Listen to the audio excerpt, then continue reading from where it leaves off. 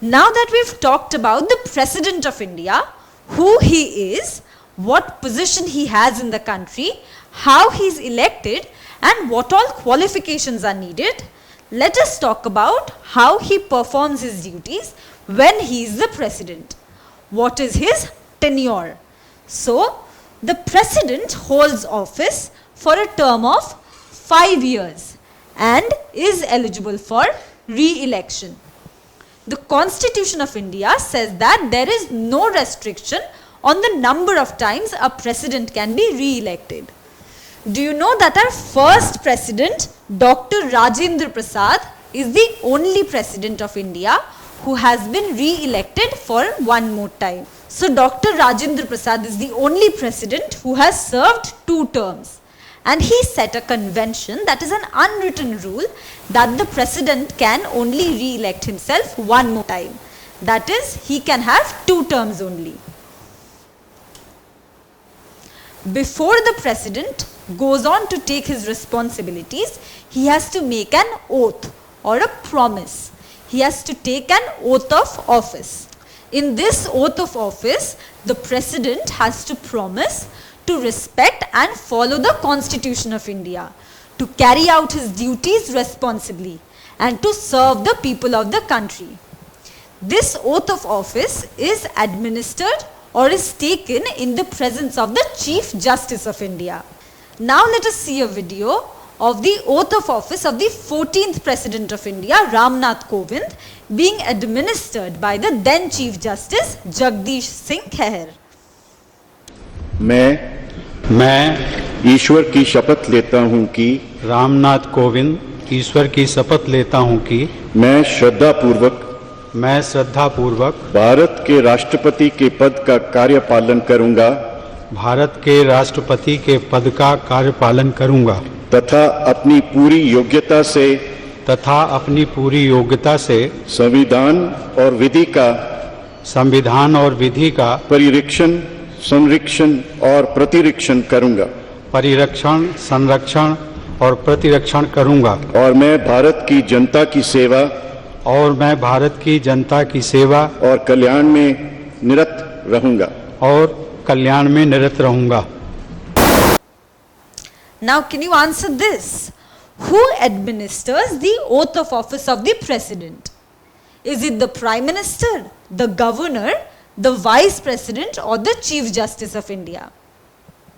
Yes, like we have seen, it is the Chief Justice of India who administers the oath of office of the President. After the President is carrying out his responsibilities, let us talk about his emoluments. The President is one of the most prestigious positions of the country, and for serving the country and the people of the country, the President is given a handsome salary. Other than his monthly salary, he has also been given benefits such as free travel expenses or free medical facilities. Do you know where the President of India stays during his tenure? He stays at the Rashtrapati Bhavan. So the Rashtrapati Bhavan is also given to the President to reside. Other than this, he is also given pension after his retirement so that he can lead a comfortable and financially stable retired life. Now let us talk about the conditions under which the President might not be able to complete his term. So the first one is in case of death. Do you know that in 1969, Zakir Hussain, who was the 3rd President of India, died in office. He was the first President to die in office. After his death, the then Vice President, V.V. Giri, took over his chair temporarily. And then he contested as an independent candidate and became the 4th President of India. The second case can be the case of resignation. The President can send his resignation in writing to the Vice President, and the Vice President has to communicate this to the Speaker of the Lok Sabha. Only then will the resignation be considered valid. The third point is impeachment. If the President is not following the Constitution, the houses of the Parliament, the Lok Sabha and the Rajya Sabha, may collectively impeach the President. That is, they can remove the President by impeachment. So the MPs can vote in the parliament to collectively impeach the president. The Constitution of India is a written document. It is considered sacrosanct. That is, it is above everyone and everything. And all the people of the country have to work in accordance to the Constitution. The high dignitaries of the country, like the Prime Minister and the President, are held responsible for upholding the Constitution. So what happens if the President does not follow the Constitution? He should be punished, right? So, when the President goes against the Constitution, he may be impeached. Do you know the former US President Donald Trump?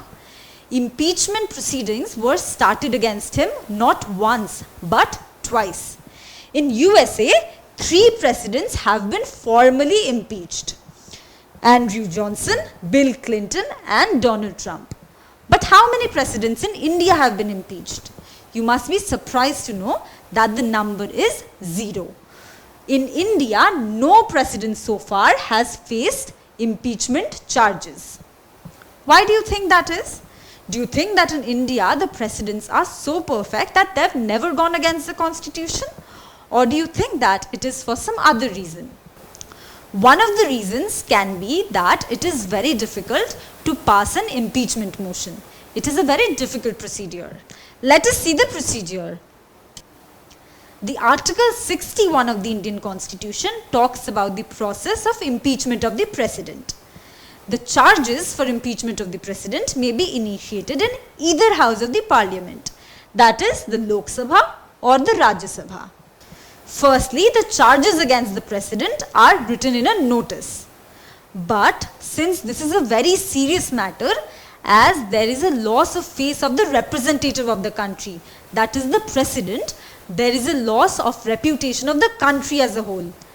Thus, at least 1/4 of the members of whichever house is initiating the impeachment charges has to sign that notice. This notice is then sent to the President. After 14 days, the resolution is taken up in the house for consideration. It can be the Lok Sabha or the Rajya Sabha.